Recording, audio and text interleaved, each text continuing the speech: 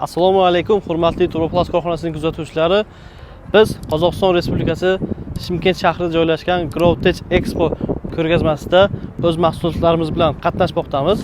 Ushbu ko'rgazma oktyabr oyining 8, 9 va 10 sanalarida bo'lib o'tadi va ko'rgazma asosan qishloq xo'jaligiga bag'ishlangan bo'lib, qishloq xo'jaligida barcha kerakli bo'ladigan texnikalar, dori vositalari, tomchilatib sug'orish tizimi, yomg'irlatib sug'orish tizimi bilan juda ko'plab O'rta Osiyodagi ishlab chiqaruvchi korxonalar qatnashmoqda.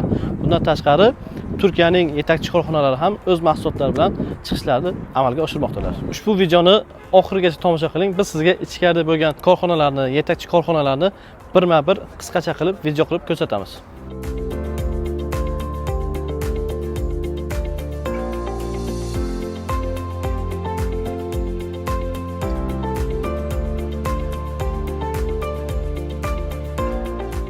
Ushbu ko'rgazmada Turoplast korxonasi o'z mahsulotlari bilan, ya'ni yomg'irlatib sug'orish, tomchilatib sug'orish va o'zimizda ishlab chiqariladigan polietilen quvurlar, PVH quvurlar, yomg'irlatib sug'orish uchun ishlatiladigan ABOT sistemasi, 75lik, 90lik, mandali quvurlar bilan qatnashmoqdamiz. Qozog'istonlik fermer dehqon akalarimiz bilan birga 50 dan ortiq fermer dehqon akalarimiz va tadbirkor akalarimiz bilan kontakt almashdik. Xudo xohlasa, ular bilan birgalikda ishlaymiz, ularga eksportni yo'lga qo'yamiz, xudo xohlasa, va Qozog'iston Respublikasida yangi ochilayotgan, Turkiston shahrida ochilayotgan yangi zavodimiz haqida ham qisqacha ma'lumot berib yubordik.